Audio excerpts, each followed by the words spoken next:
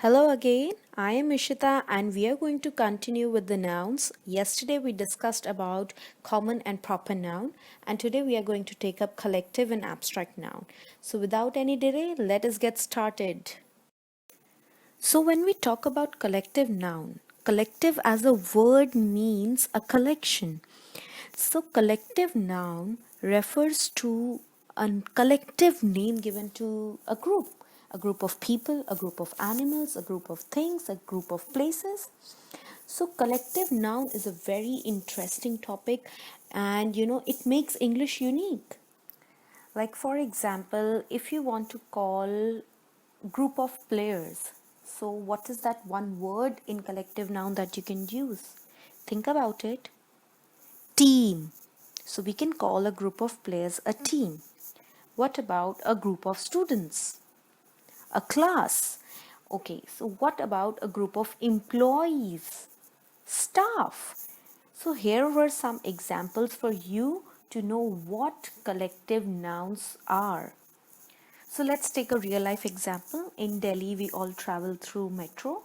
So if too many people are traveling in that metro and it is, packed with people, what will you call all those people? It will be called a crowd. CROW, crowd. Till now, we just talked about, things related to human beings, but we have collective nouns for animals as well.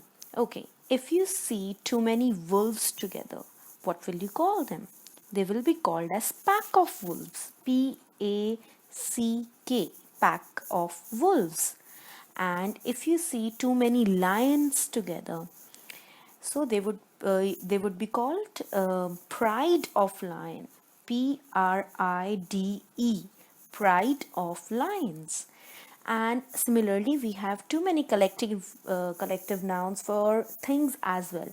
For example, if you see keys in your house, keys, and if you want to term too many keys together, so they will be called bunch of keys.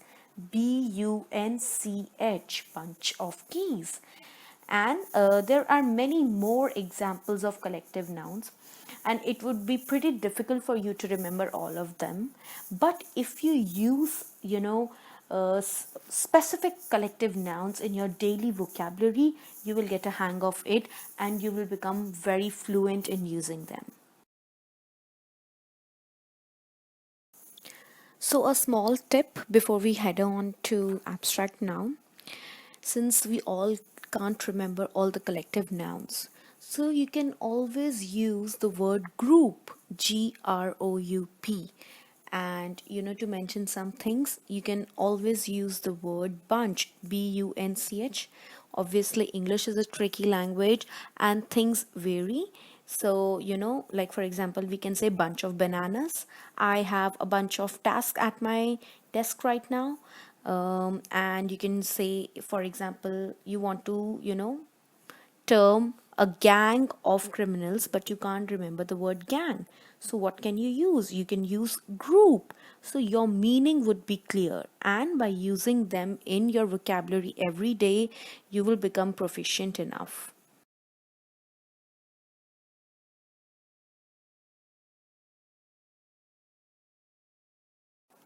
So, moving on to abstract nouns, before we head on to the explanation part, let me tell you what does the word abstract means. Abstract means something that does not exist physically, like it is an emotion, like it exists in our sense, in our mind, but we can't see it in reality. Like you can see a chair around you, but you can't see bravery around you. So that is what is an abstract, as a word, what it means.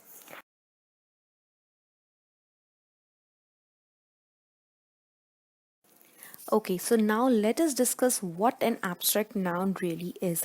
So they are nothing but their ideas and feeling around us. For example, you must have heard of the idiom or the proverb, beauty lies in the eyes of the beholder. Here, beauty is something like an idea. It it cannot be touched. It doesn't have a physical existence, but you can feel it, you can imagine it. Now, like, let's take another proverb: beauty and honesty seldom agree. So here both beauty and honesty are both abstract nouns. Why?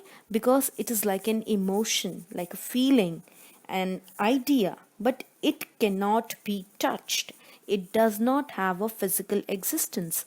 We have a couple of more examples in this slide. If you can see: boredom, happiness, fear, bravery, friendship, joy, childhood, adulthood. All of these are abstract noun because you cannot touch them or taste them or hear them, but you can feel them. They are ideas and there are emotions attached to it.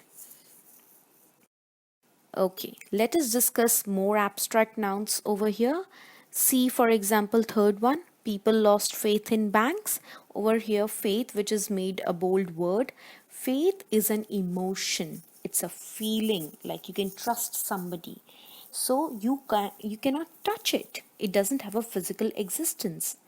All right. So that is why faith over here is abstract noun. Now let us look at other abstract nouns that are coming in the slide. Okay. For example, we can take the last one. Samuel has a good side and an evil side. Over here, both good, which has not been made bold, and evil, they both are abstract noun. Why? Because it's a sense of idea of something being good, being morally upright, and same with evil, that something being bad. So it is an emotion and a feeling. It does not have a physical existence, meaning you can't touch good, you can't touch evil. But in case if there was a table around or if there was a piece of cloth around, you could touch it and feel it and see it. Over here, it can only be felt. So all these examples over here are telling you about abstract nouns. So in these two slides towards the end, you can see collective nouns. Some are for animals, and then the other slide shows you for things and people. So it will make your vocabulary much better if you use them in your regular, language and spoken skills, and also your language would look very fancy if you use them. So it's always better to learn new words and keep them in your vocabulary, so you can do this through collective nouns. So we have come to the end of the video. Two things to remember from today's video. First, abstract nouns does not have a physical existence, and they are feelings and ideas, like gossip, like truth, faith, brave, success. And second is that collective nouns refer to a group of people, things, and animals. So you can use particular words assigned to those group to make your vocabulary more enriched and to make your language more fancy. So bye bye for now, and catch you in my next video. Do like, share, and subscribe my channel. Bye bye.